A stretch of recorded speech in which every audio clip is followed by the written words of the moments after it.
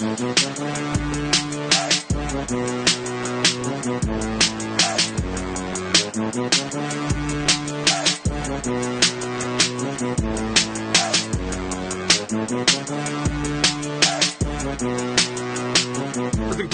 here with Matthew McQueeny. With that podcast. Matt, what's up, man? Not much. How you doing? We got a lot of snow up here, so I'm a little.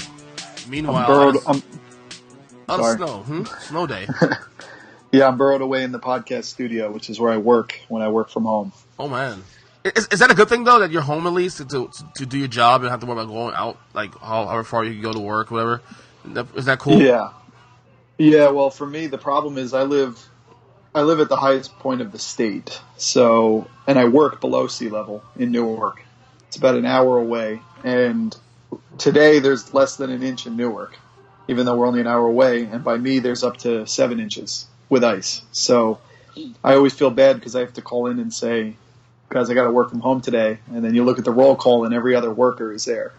So it looks like I'm this deserter or something. So I always feel bad about that, but I'm at the top of a mountain. I always joke that when you see those old Wile E. Coyote cartoons or whatever those cartoons, and then the people are in the desert and then they look up at the mountaintop and there's snow on it, I am that mountaintop. So I just have to deal with that and take pictures and hope they believe me. Well, I mean, I'm sure you've done your due diligence on that, of course. I was outside a lot walking my dog. I think it's in the 70s, like 71, 72 degrees. I mean, we've been getting a lot of cold fronts here lately, though, in the last couple of weeks. I mean, and it's reflected on my family because we've all been sick left and right for the good portion of 2018. It hasn't been really fun for us, really, because the change in the weather, it's pretty bad for your condition. So, yeah. Well, I have to get down to. I think I'm getting down to Florida next month. So. Really? What part? Spring training. So we'll be based in Tampa, but we're gonna pop over to Lakeland because the Mets will be in Lakeland to play the Tigers, I think, on the 9th, and then they come into Tampa to play the Yankees on the 10th. So we, even though we're Mets fans, we tend to go to Tampa because there's a bit more to do there than Port St. Lucie. Port St. Lucie? Yeah. I actually live about an hour from Port St. Lucie. Not even an hour, maybe 45 minutes, actually. So I do plan this year to finally go to my Mets spring training game. It's funny, I've been living here for so long, especially in Palm Beach County, and you think, oh, well, you're a big Mets fan, you should be able to go every year to I see the Mets down here every year to see the Marlins, during the season, but to go to a spring training game. And yet every time I try to go to a Mets spring training game, something comes up. I don't know, whether it's significant or insignificant. Something comes up and I can't go. So you have to go on vacation. Yeah, you got to go on vacation to do it, and then you really can plan around it. It's kind of like where I am here. We have a minor league baseball stadium about 15 minutes away from me, and they'd gone away for a while, and then they came back, and I told my wife, "Oh my gosh, we're gonna go to these minor league games every weekend. It's perfect. It's great." And then every summer season comes and goes, and we maybe got there once, never go. Life gets in the way. I know the feeling. Trust me, I know the feeling. All right, so today I called you up today because I wanted to reflect with you. It's funny because we were never friends even back then, but this past weekend was the 10-year anniversary of one of my favorite times of my sport. Well, not the sports life, my life in general. Super Bowl 42. New York Giants slay the Dragon, beat the Patriots, 18-0 Patriots in Glendale, Arizona. That season in general, forget the win against the Patriots. That season in general was just strange. And as a whole, that was a weird NFL season for the Giants, and to see how the whole thing came about at the end, the playoff run, all that. To me, if you had told me week 1, week 2, when they lost out the gate to Dallas and Green Bay and given up a total 90-something points in the first 2 weeks, that they would still win the Super Bowl at the end, and also beat both those two teams again in that process on the road in the playoffs, I would have called you a liar, man. I mean, the fact they won that title and knowing the entire season, forget the 18-0 part, it's the entire season, the entire 20-game sample. To this day, I look back wow, how the hell did he get there? It was one of those magic runs, and I think in some ways, the Eagles team this year ended up like that Giants team once they lost Carson Wentz. They sort of became this team where you were just expecting, there's no way this team's going to win this week. There's no way they're going to win this week. There's no way they're going to win the Super Bowl against the Patriots with a backup quarterback who was as good as he was bad this year. And it really felt that way. The Giants, when I was looking back, I've really been, last year before the Super Bowl, to make myself feel a little better, I rewatched the entire Super Bowl. Oh, I do that every year. I do that every single year. It was on YouTube. I do that every year. And I kind of covered it, and I looked at it from a different angle. And there was just so much about it. You almost can't get too involved with any one thing because it'll drive you crazy, all the places they should have lost. I mean, not even in the Super Bowl, for instance, but just leading up to it. I mean, to win a Super Bowl is one of the most insane threading of the needles you can ever do. And they just magically did it. I mean, when you look back on that season, they were 3-5 at home. They won That's right. through the whole season to the end of the year. They won 11 of their 14 games away from home, including in London. 11 games on the road. Oh, and by the way, that London game, I got a story for you because that's the game I got fucked on because that was the Giants-Dolphins game. As you know, I live down in South Florida, and the Giants at that point hadn't played in South Florida in about 11 years. So for a few years, I've been looking forward to that game. And then that year, before the season started, they announced that the game was moved to London. So Goodell screwed me. So yeah, that was one of the moments of my life. I was like, you know what? Should I even stay a football fan anymore? Because I got screwed by the NFL. But it worked out in the end that year. 11 games though. 11 games away from home. I mean, it is. I mean, 3-5 at home. You're maybe a 4-12 team if you go 3-5 at home. Yeah. And they were road warriors, and every time it felt like the whole thing was going to fall apart, they pulled it out of the fire. I mean, I even went back and watched the full highlights of the Dallas game. Mm-hmm. That thing was scary at the end, where the Cowboys were primed to score a touchdown. It almost felt like that Atlanta game in Philadelphia, where Atlanta had all those shots at the end. It wasn't that close, right? But where they had all those shots, and it was just like a magnetic force was not going to allow the team, the team defending to lose, and the team on the offense to win. But yet, if it were Eli Manning in that spot, he would get it done. I mean, that was the part you watch that year, and you just go, Eli Manning just completely made his career on just these angels in the outfield type of plays. I mean, just his ability to, the obvious Tyree play. Everyone talks about the catch, but it was really getting away from that bizarre sack where I think that the New England players actually let go of him because they thought that the play was whistled dead. He was that corralled. And every part of that was crazy. But the part that really got me, I was watching the NFL Films recap of that, because you can actually find these things pretty easily. A great backlog of content. And they were down they were down 13-10, right? Going into that final, or 14-10, sorry, because they were up 4, because Eli, I remember watching in the NFL Films, he said, you'd rather be down 4 because then it knows you have to score, which I thought was amazing. Mm-hmm. But they're down 14-10, less than 3 minutes to go in the Super Bowl. And they go to the sideline, and Michael Strahan says to all the defense, we're going to score a touchdown here, and we're going to win this game. We're going to win. And you're sitting there going, believe it. Yeah, it will happen. I know. And you're sitting there going, wow, they really felt assured about that game. And, the other part, the thing that, everyone talks about this stuff, but the thing you forget, that the Giants started that game on a 10-minute drive. That's why, when you think back to those games, you go, what did I miss? Was I drunk? Was I not watching it a lot? No, it's just that they took the entire first quarter to score on a field goal. They broke their own record for the longest drive in Super Bowl history from Super Bowl 25. And did that, yeah. Yeah, so it was kind of all of those magic elements that is the type of season and run that takes even the most depressed, jaded sports fan and re-energizes them with a faith in the fact that there's something more in sports and in life, and it was so amazing. And to go back, and I think Eli Manning, he looks young now. Eli Manning now looks 27. When you saw him when he was 27, his hair is all like messed around. He hadn't quite gotten his. He was always a very polite media presence, but he was almost backwoodsy a little bit, folksy. And when he's talking, it's like this. You're sitting there going, "Can this guy run a McDonald's right now?" Nonetheless, run the New York Giants offense. Not to speak bad about that. He was so unassuming too, because it was weird because that year started with, remember Tiki Barber retired the year right that offseason going into that year, and went to NBC, and he was very critical of the Giants and Coughlin and Eli.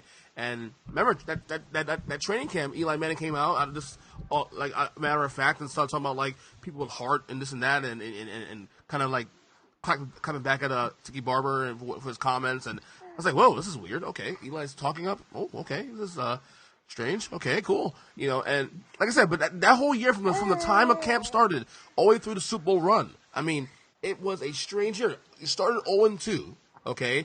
Coughlin's job's on the line, literally facing 0-3 in Washington, and then had a goal line stand, and then from there win 6 in a row. Yeah, it was. It still gives me the chills to watch that, to watch the run. I mean, to watch the Super Bowl gives me the chills. I'll tell you what, I had a hard time rewatching the previous games, because the Dallas game, the Green Bay game, because we're not at the Super Bowl yet, I still feel like those games could be lost by me going back and watching them. Of course, absolutely. You mean the playoff games? Yeah, I watch them all the time. The Green Bay game to me was the better game of the 4 games in the playoffs. Oh yeah. No, I mean it was, and the thing I love about that playoff run, them having to go on the road the whole time. I mean, in the 2012 run, they had the first game at home, so that was a nice little thing. But to go on the road all 4 games, and it almost had like a war footing where you're in different theaters of war. You start in the warmer climes of Tampa Bay, and they went against Jeff Garcia, which is kind of funny. Then you move to Dallas, a little more modest. They had they were in the Dome at that point, right? They were still in the old Texas Stadium. Yeah. So you kind of go to that modest, temperate, environment. Then you go up to this insane, freezing cold, red-cheeked Tom Coughlin. My favorite Coughlin of all time. Yeah. And then you end up 2 weeks later in the desert in Phoenix. That to me almost, like, they always joke football's like war, but that to me was like a war footing. It was like Game of Thrones, where you have all of the different elements. You have all the different elements. You have all the different societies and the different climates. And to do that run through those weather changes, I mean, it blows your mind. It literally does. And I get agita watching it again, because I think I'm going to watch, especially that Dallas game, because the sort of the myth of Eli hadn't quite kicked in when you're watching that Dallas game. So really it was all about Tony Romo, and he played pretty well. But it really felt all about Tony Romo. And then Eli's kind of making plays. I think they had a really long drive in that one too. Mamani Toomer had a really pretty amazing breakthrough. I think it was for a touchdown on the side. That first touchdown they scored with Toomer was actually quite shocking, because it came out of nowhere in the first quarter. Yeah, so it's funny to watch that game with what we know now, with history on our side, or with hindsight, and watching the highlights. Just they're not dismissing Eli, but he's sort of just another high level quarterback who hasn't done anything yet. Well, but Matthew, remember too, also that year Dallas owned our soul.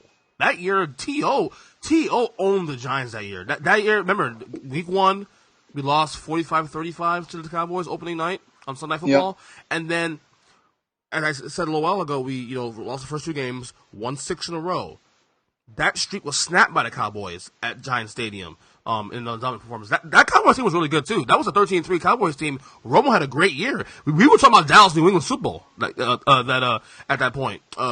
Of the year. So Dallas was kind of a powerhouse that year anyway. So I know my personal mantra once we clinched we clinched the playoff berth in Buffalo in Week 16 was just beat Tampa.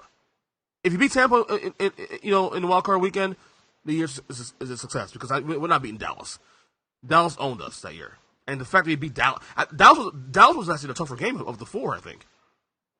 Well, the funny part, that was when I was working at the Nets, and that was when I was traveling actually. So, the Green Bay game was in the midst of a 10-day road trip I was on with the Nets. The game before, I watched at a guy who's now a VP of corporate ventures at the Nets, young guy named Mike Zavotsky, and I actually watched it at his apartment in Englewood, the Cowboys game. So it was like you were amongst a crowd. Because I was with people, I'm talking, I'm kind of happy at the Nets, meeting all these new people. The game wasn't as nail-biting as I thought, plus you're getting drinks, everything's fine. So they sort of won, and you sort of felt like you're like a winner, like by being in these groups and putting yourself out there that you're helping them win. So I wasn't like at home nail-biting. Then the next week, I was gone on the 10-day trip, and the Nets were playing in Phoenix during that game. So, like, I'm literally in Phoenix where the Super Bowl is going to be. And I remember just sitting up there. I don't remember 1 second of that Nets-Phoenix game because I was sitting up in the press box just watching the Giants play, as I'm in a place with like 70 degrees in the desert at a basketball game. And I'm watching the Giants play in Green Bay in these crazy temperatures. And then they got the win. And I remember we were driving back on the bus with the media members. And they all said, whoever I think it was maybe Ian Eagle or Chris Carino or something. They're like, now what's the headline of the Post going to be? And I called this one the other night. I said that the Post is going to be Giants win the Super Bowl with the ad, right? And then, which is what the Post cover was just the other day for the Super Bowl. And I said, it's going to be 3 times the charm because he had the missed, he had the missed field goals, Lawrence Tynes, and then hit the third one. Yeah. So 3 times the charm. They're like, oh my God, that's going to be it. And so I remember, going there, getting through that. And then I remember also we got on the team plane, and this was in the time of like Slingbox, and the head of public relations and one of the team trainers, they sat on the team plane and they watched from the first stop to the end when we were flying from Phoenix to Sacramento. They watched start to finish the entire game on their computer on the team plane because they didn't get a chance to watch it. And then I remember coming home, and that was early in my relationship with my wife. Mm-hmm. And I actually drove out all the way out to her house, which was like an hour away from where I was living at my parents' house. Drove an hour out. I actually ended up driving by where I would end up living, which is kind of funny when I think back. Right. And I watched it at her mom's house. And we watched the Giants game, had nice appetizers, drinks. And I remember just the pure joy of watching that game. I watched all these games in these different environments where I was sort of, it takes me back. And then when that was over, I was never so happy to drive an hour home. And I remember just listening to Sirius NFL radio, all the post game, all the interviews. And it was something like that. Something like that, especially with a Giants fan, and when you're on the positive end of that, you dive into all the minutiae, all the different radio and TV analysis, because it's all positive. The result you got, it's all positive, so you tend to just dive into it. You want every tidbit. Yeah, I remember like that playoff run, because my wife and I were dating at that time too. We were about a year into the relationship, almost a year and a half, 2 years. I had near our apartment there was a place called Gatsby's, which actually was a New York Giants bar on Sundays. So I used to go there every Sunday to watch the games with all my Giant friends and people I met there, and it was fun because like I go there and it's some good wins there, some bad losses there, whatever that year. Look, the Eli loss against Minnesota was against Minnesota when they had 5 picks. What was that was rough, obviously. But I remember watching the Tampa game, the wild card game, at that bar, and that was fun. That was a lot of fun. And Giants dominated that game pretty much from start to finish. The score wouldn't indicate, but it was never really that close. The Dallas game, I went to my mom's house for some reason. I don't know why, but my mom had the game on. We watched it there. And I remember when we beat Dallas, I ran around like my mom's kitchen goes through like it's wide open and it goes through the living room and all that stuff. I remember when they won, I ran around like a moron like 3 times, like, oh my God, we're going to Green Bay! Oh my God! I was beyond excited about that. We're the NFC Championship! And then the Packer game was back at Gatsby's. And let me tell you something right now. While Super 42 was exciting, I was probably more excited about the NFC title game against Green Bay because I was in Gatsby's. That bar was crowded, and my buddy of mine, Zach, who's on this podcast all the time, he's a Redskins fan, but he loves betting the Giants. He has a thing of betting the Giants, we watched the game, and we actually were able to secure a table last minute somewhere in another part of the bar. And I remember being on my hands and knees like 3 or 4 times doing the missed kicks, and people watching me like I'm an insane idiot, you know. And I remember when he hit the final kick, I started screaming, "Oh yeah!" You know, I was dude. Remember, I was also 27 years old at the time, so I was still fairly young. You know, I'm still a kid. I'm not really I'm an adult, but I'm not really full form. Let's just put it that way. So I remember those memories to me. Like, I have many championship runs with the Heat, of course, and the 06 Heat team was actually probably my favorite, if not second to next to the Giants 07 run. But the Giants 07 run for me is the most memorable because of where I spent it and what I went through, and just that whole entire season encapsulated the way it was. And the Super Bowl that year for me was spent watching it with my, at the time I was a manager, where I work at still, I was actually one of the managers there. So my boss actually secured us an entire section for the Super Bowl for all the managers and employees to watch the game. And, my boss was an Eagles fan. So he's giving me shit all day. You know, a couple of guys who never didn't care about the game. Some guys did. The guy Boston Jack, who was on the show all the time, he just started working with me too also. He's a big-time Patriots fan, obviously. His son came by, met him for the first time. And, so obviously we're playing against each other already, and we just met. And I remember that game was just so nip and tuck. And then, like, when Brady went on the Moss and scored a touchdown, it was like, too bad, too bad. And then Eli came down and did his thing. And when the Giants won that game, I was so loud. I left the bar, went to Gatsby's, because Gatsby's in that same mall, and partied with the Giants fans there, and I was drunk as shit. It was amazing. Yeah, no, it was absolutely pure magic. So yeah, going to watching the game and with my coworkers, who was an Eagle fan and he hates the Giants and I hate his team, obviously. It was satisfying actually, at least in that end.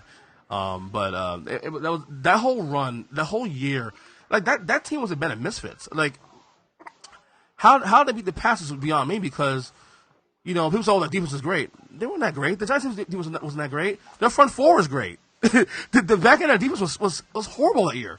Like Corey Webster, dude, Corey Webster was bad. I hated Corey Dallas, Webster. Are you kidding me? And then he fell. He fell on the Randy Moss touchdown catch. Yeah. So, I mean, it was crazy. Gave me like, palpitations for like the entire year. So the fact he got the pick against Green Bay, I'm like, oh, okay, thank you. So it was one of those things where that was a weird year, and yet it worked out so well in such a fashion that, like, unless you're a Giants fan, you're not gonna get it. Like you people who probably are football fans that aren't invested in the Giants are gonna say, well, this was a really good team. You had Strahan, Eli. No, that team was not that good. That team was a solid team that. Well, definitely a playoff team, but it's no better than a 10-win team, which they were 10-6 that year. They had the perfect template. They had the perfect template for a playoff run when you get hot. A lot like the Eagles did. I mean, we learned when you have a front four, and then if you carry it over to the 7, when you have a front four that can cause pressure, that can create pressure on the quarterback without the actual coach calling blitzes. That's the money of the game. That's like Denver a few years ago. When you can create pressure without blitzing, it's almost unfair, because obviously when you call a blitz, you're bringing players from other spots where a good quarterback, if he notices in time, can hit the person who was being guarded by the guy who's blitzing. And so that's what the Giants did, and that's what Philly did too. I think I was listening back to a Pro Football Focus podcast where they were saying that the Giants maybe called blitz in that Super Bowl, was either that one or the one after, on 20 to 25% of all of the plays. The pressure was just created. And that changes things. When you can heat up the opponent and make him do things before he's ready, that's the game. I mean, that is always the game. And they were able to do that, and Eli was able to kind of provide just enough magic to allow that defensive showing to stand up. And it really, it was just a magical thing. And the other thing I love from that game, watching it in real time, is David Tyree. People always forget this. He scored the touchdown. Yes, he did. He scored the touchdown, and then listening in the moment. I think it was Joe Buck calling the game. Yeah, he was. Listening in the moment, Fox, where it was kind of like Joe Buck was like, "Oh, the biggest catch of his life," and you go, In hindsight, you look back now, it's like, yeah, that's what you think. Well, hold my beer, son. It Hold my should have beer. been, and it should have been in the moment, but it was funny to hear that, and then him actually have the biggest catch of his life. And for David Tyree, never really to do anything in the game. Now, he was a superlative special teams player. He actually made the Pro Bowl as a special teams player. But you need these angel in the outfield moments like this to win. You need the catches in the Super Bowls. You need the special plays. I mean, we saw it in this one. You need Nick Foles telling the coach, we're calling this play, and then the play magically happens. You need magic. Even the Patriots, with their dominance brings them to the moments, which is something that's unparalleled. But magic is needed to win when the competition is that tight and that high level. And even the Patriots need magic, down 28-3. Malcolm Butler intercepting a pass on a no-doubt touchdown win, where if they ran it. I mean, you need magic. You always need it to win. You always do. Unless it's a blowout, you always do. I can understand the Tyree catch being, a bit of luck. I don't know why people call the Manningham catch luck. That wasn't luck. That's a great football play. That's the play that they practice. Sideline route. It's a great throw and a great catch in a tight window. That wasn't a lucky play. That's actually a rudimentary football play that happened to have a tighter window than it was supposed to be. That wasn't a lucky play. The lucky play was a Tyree play. That was a lucky play. That was because to get out of the blitz at the one end, and then that stickum staying on his helmet like that. It almost reminded me of that old Donovan McNabb to Freddie Mitchell 4th and 26 against. Oh yeah, remember that one? Yeah. Against the Packers. Like that one, magic. And the other thing on that final drive, the Giants had a 4th and inches too. Brandon Jacobs. They got through it. So it really is hard to watch this stuff. Like it's nice to watch the highlights, but when you watch every play, you're sitting there going, I feel like this thing is so close that I'm going to change the result by me watching it again. I think the one game, I think the Dallas game's the one game I have a hard time watching. Result, oh my god, because I think Dallas, because remember that game also too, Giants lost a bunch of defensive backs in that game too. So they came into the Packer game walking wounded, and the Pats game too, walking wounded in the backfield. And the other cool thing was it was like the first game Terry Glenn came back the whole season. Yeah. That was kind of weird. Mm-hmm. And I'll tell you what, you forget sometimes how really great a player is.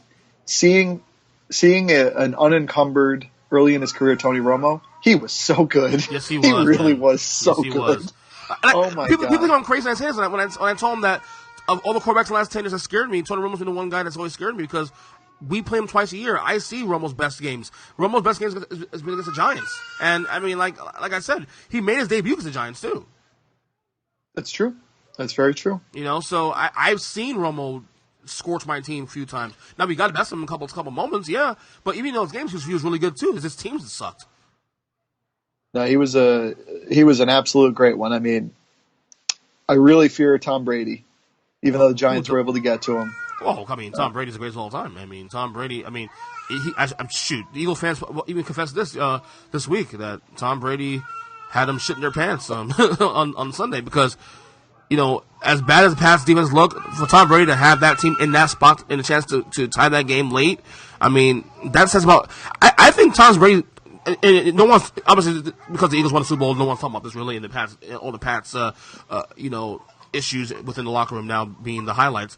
But no one is talking about this.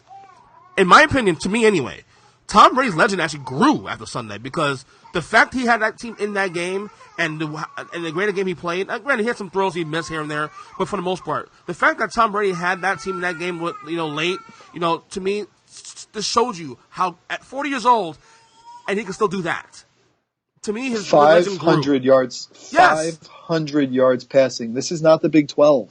500 yards passing. This isn't Baker Mayfield against Iowa State. I mean, this is a great quarterback against a supposed great defense. And they went up 33-32. And the other thing is, I hate when people say, well, maybe the defense wasn't what we thought they were. Maybe it wasn't this. I think games, especially Super Bowl games, right, take on a life of their own. And you need to throw out anything that preceded it to tell you anything about what's going to happen in that game. It is like the one and done. And it is the great, the top of the game. Always expect the comebacks. Always expect the teams to kind of stay close. And if staying close means that you're getting up into 40-point range, that just means they're that great. That means if they were playing a team who wasn't a great defense, they might put up 70. Like you have to look at the games and not allow it to tell you too much about or be a referendum on that team's entire season to date. Things happen. I mean, think of like the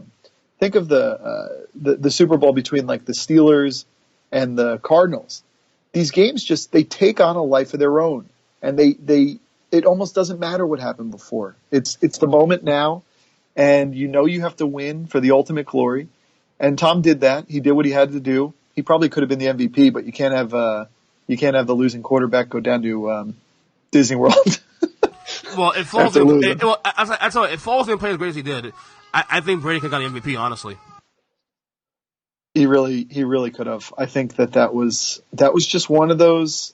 That was one of those hindsighters where everyone goes, "Oh, yeah, I should have seen it coming." And I think the way they beat the Vikings, But then again, remember the Giants beat the Vikings like that, and then they were humbled in the playoffs with a sort of quasi-starting backup type quarterback in Kerry Collins. Thanks for the reminder, buddy. Appreciate it. Thanks for the reminder. I cried. Well, I cried after that game, just for the record. And that was an imposing. I was 20 years old at the time, though, so I mean, I'm not that mature at that time. So I think that was the hard part in this case is that yes, they were playing the Patriots, but Nick Foles was not playing a stalwart Patriots defense. Now, I'm not trying to take anything away because what he did to the Vikings, who were supposedly a great defense too. See, the problem I have with building teams just on defense, unless they work and kind of, unless they go down the line like the way that Denver did, defense is like dieting. It's as long as you're dieting, you're fine. But if you open up those Cheetos at 12 o'clock at night one night, the whole diet's over. Whereas I find like defense is like dieting. So everything has to go well. You have to keep yourself disciplined. You have to stay in line with what you're supposed to eat and not eat. You can't eat after 5 p.m. if you want to lose this weight. And if you open that Cheetos, it's over. If you let up that big play, it's over. Offense is like exercise. You can say, you know what? I'm going to eat the burger and drink 3 beers tonight. I'm going to run 6 miles today, and I'm going to make up for that. Or I'm going to run 6 miles tomorrow. Offense is like credit, and defense is like dieting or like borrowing. It's like borrowing money. I want to offenses. Let's put it down on the credit card. So that's why you need these things. That's why you saw Houston, and I know they lost a lot of their major defensive players, but Houston will win a Super Bowl next year if Deshaun Watson comes back and plays like he should. But when they didn't have a quarterback, they ended up 4-12, or they ended up 8-8 or 9-7, and barely fringe contenders of any sort. Like, it's terrible to say, but you just have to have. If you have a quarterback, like if you have a great quarterback, he could potentially cover all ills and find you 10 wins. He can. Look at Andrew Luck. Look at what he did with rosters, and then you pull him out, and it's a joke.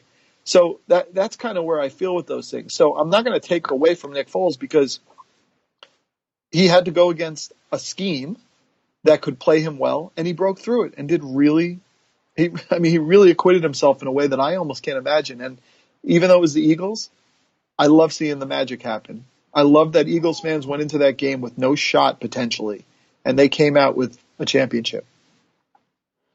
How do you feel the Eagles? I detest the Eagles. Obviously, I made no bones about that for years. You're a Giant fan like myself. How'd you take this win for the Eagles? Were you congratulatory to some degree? Were you like disgusted? Because I tell you what, I hate both teams, but I was rooting for the Patriots. Yeah, well, I was rooting because I needed those 2 wins to only be the Giants. Because now, same reason why for me also. Now everyone can say, so the Eagles can't just be happy winning a Super Bowl. Their fans. Now their fans are going to not only take the Super Bowl, they should really take the Super Bowl and move on and just be happy. But what they're going to do now is they're going to say, oh yeah, well we beat Tom Brady with a backup quarterback. And so now it changes the legacy a little bit of what the Giants did. And what Eli I don't did. think so, because we beat them twice, number one, and we beat the 18-0 team. I know. No, I totally get it, but that's what they do. But I'll tell you what, it felt a little bit to me like when the Phillies were good and they won. I think the prototypical team that was built in Philly in the past in a lot of these sports were sort of deplorable in my mind. They were the kind of players I never wanted to root for, and they kind of matched how I feel about the fans. And I think the Philly teams that break through end up being universally the type of teams that any organization in the sport could win with. They don't take on the personality of their city. They just build a winning team. And so I think you look at the Eagles roster and you go, you know what? I kind of can't hate these guys. Like if this roster were in Indianapolis, if this roster were in Minnesota, it's a really well put together roster. And I think sometimes you just have to tip your hat to someone who builds something great. And the way Howie Roseman came out of the ashes of being just put to the corner by Chip Kelly. And he came out and he built, and Doug Peterson, who, let's be honest, all of us were laughing at until he went on this magic run. And then all of a sudden, in hindsight, we could say, oh no, he gets it. He knew it. But there was nothing about this Philly team that was set itself apart. When they went into this season, I had them on the under, I believe. And their over-under, I think, was 8. I had them on the under. And that not only did they get Carson Wentz to step up his game to another level and to lead the team in a winning way, not just finding his own way, but leading the team in a winning way, but they said, you know what? I take I don't even know the card terms, you know them. This is my hand, and you know what? We lost this card. Okay, you want to see we can do this? All right, we're going to let our backup come in. He's just going to win. Yeah. So I think the story, and it was similar to what happened with the Phillies. I always hated the Phillies, but the Phillies team that won a championship, I went, very likable team. Yeah, you know what? These guys are likable. This is a good team. Well, that I will say. Number one, I'm a big one. First of all, I will take full credit for this early on, because I called it 2 games into his career that Carson Wentz will be a top 5, 10 quarterback in the league very soon, because I saw things early on that I knew once they got together, he'd be great. This is a very likable team. The Eagle team is very likable. And the best part is the continuing disintegration of Jeff Fisher as a coach. It's horrible. It's just like he's like toxic 101 now. It's just horrible. What team should be doing is going back through every quarterback he's ever worked with and try to sign them.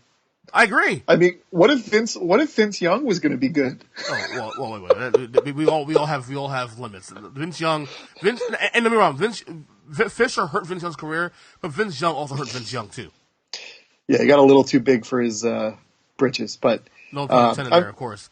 It was pretty big for a moment, but yeah, I think that this was when it came down to it. I just sort of did the whole meme of standing up and clapping. Like, they got it, they won it. They did it the right way. I like that the whole team is not going to the White House. That's a good point for me. I don't know. I think that they did what they had to do. There's no such thing as supremacy into a next season. I think especially more than ever, you win a championship, it's compartmentalized in that year. I don't even remember half the time the next year who won the championship. Like, oh, the champions are coming in. These things change so quick. And I know everybody who's singing the praises of Philly going, hey, this team signed through like 2021. Remember, that never works out. There is always a hangover. And the only positive for the Philly in terms of the hangover aspect is that Carson Wentz is going to come back rejuvenated. So that is a bonus for them to have won without him.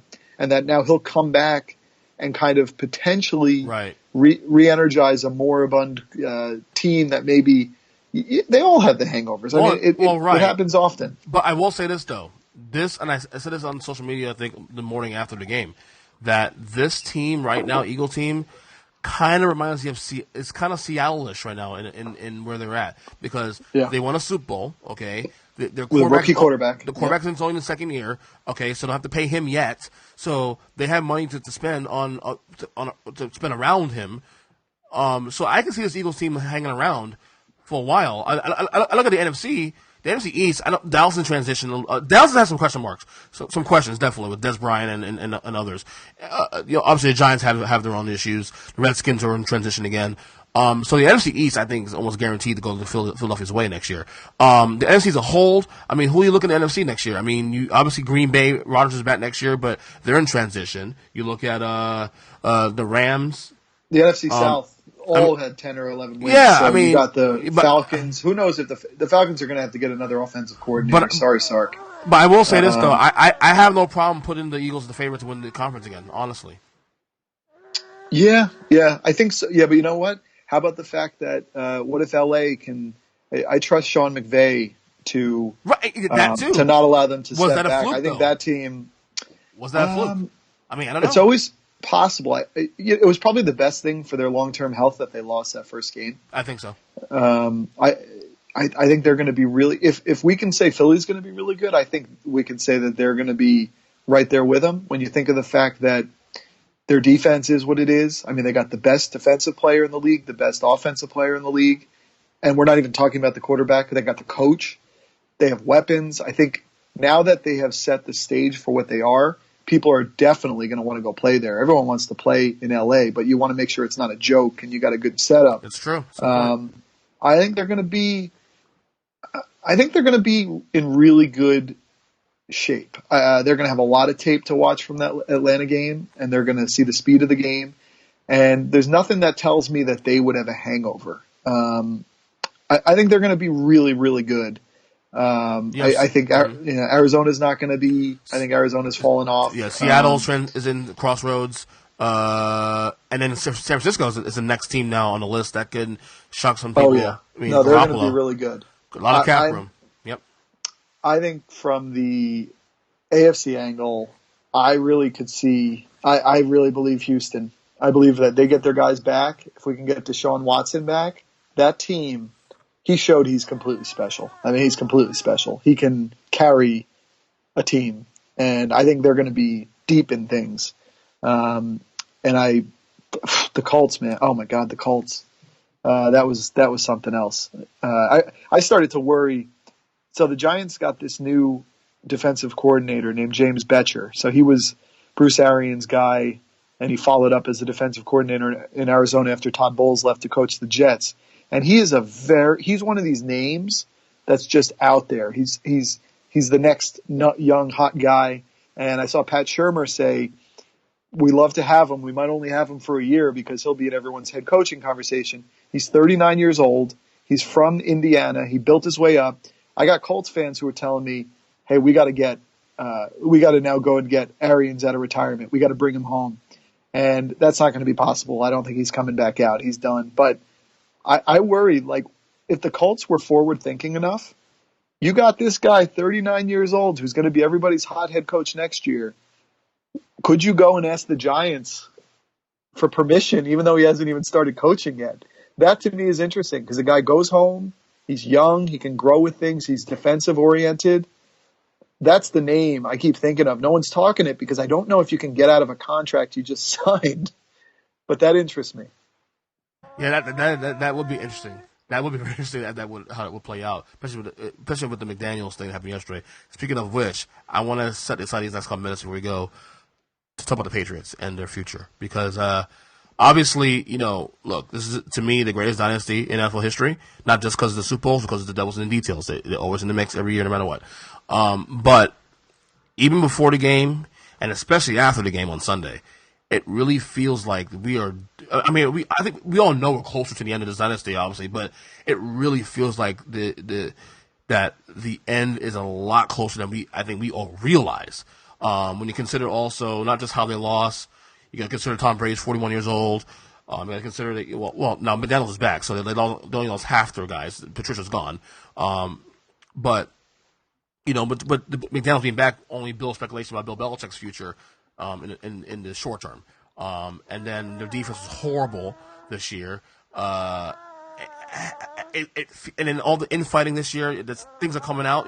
The Pats have always been a tight button team, and all of a sudden this year leaks and like Donald Trump's White House.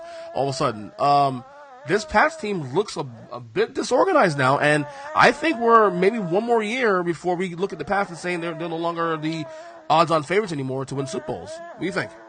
I think my worry with them is, like you said, leaky ships are really dangerous. You can plug leaks in fair weather. You can have people down there, plugging the holes and all that. But when the seas get stormy, that's when leaks really start to hurt you, because you're now fighting with water coming in over the hull and going in. My worry is they always did things and made decisions for the right reasons. And now it seems like they're getting a little spiteful. There's something about Kraft that's kind of freaking me out a little bit these days. Well, like that, like the Josh McDaniels thing. I don't like they're doing things that are evil now. And I saw that 2 Bills documentary, and even hearing how Robert Kraft played with the whole Parcells into Belichick, I can't sign you now because I can't. The whole thing was dirty. And then he's blaming the NFL, saying it was their fault. I'm hearing a little too much from Robert Kraft now, and I think he might be better off in the background, not speaking as much. I don't like this whole succession thing. He's getting very Jerry Jones-ish now a little bit. And as we've seen the last 20 years, that has actually hurt more than helped the Cowboys. Yeah, so I don't like the succession thing. I don't know about Josh McDaniels. That to me is an ugly thing. Like, Josh McDaniels was ready to take over a professional football team again with the quarterback. He has the quarterback, and I think Luck's going to be fine. He had that. He put a staff together, and then he goes to clean up his office, and he's impressionable enough that he can be turned away from a job he already took just going to clean his office out.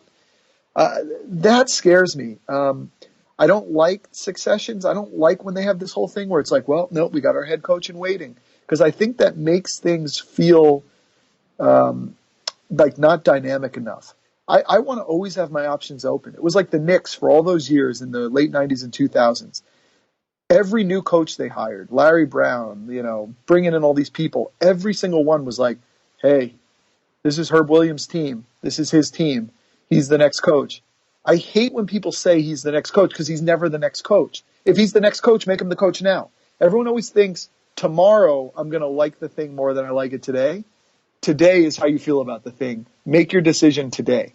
And I don't like these succession things, and I don't like what Josh McDaniels did. I don't like the idea that everyone's saying he's never going to get another outside job again, so he better have his succession plan. That is like career suicide. And you can't expect, what if Robert Kraft, God forbid, passes away in 3 years? You get new ownership. Now you've screwed your career, and you're only like 40, early 40-something. So that kind of karmic I think his son is his next in line anyway, so it'll be the family no matter what. Yeah. Well, do you don't buy the idea that maybe the McDaniels thinks that has more to do a bigger picture, that possibly Belichick is closer to leaving than we realize? Because I already said on the record 2 days ago that I think Bill Belichick coaches one more year in New England, and then after that, I think everything's up in the air at that point. I guess. I just, there's too much that happens in football within a 4-game stretch, nonetheless a whole season. Things change too quick. I think you have to seize what you can when you got it. And I really do believe, I don't care ownership, whatever, I think that the Colts was the right play. I think you got to go there. You got to make your own thing happen. And I didn't like that fact. I don't like him going back with his tail between his legs. I don't care if he got more inducements or enticements. I don't like it. I don't like it at all. It has a bad feeling to it. It has a bad this on a principle level has a bad feeling to it. Yeah, absolutely. Well, I got to pull off to a 10:30. No problem, buddy. It's okay. We got 50 minutes of content here, man. We'll talk soon, of course. And like I said, it's gonna be an interesting off season And we'll probably talk probably next time we talk about some more basketball and maybe some more parenting ideas. I guess I don't know. Absolutely. Let's do it. Be good, man. All right, thanks, Ernest. We'll talk soon. All right, buddy. Be good. Bye. Bye.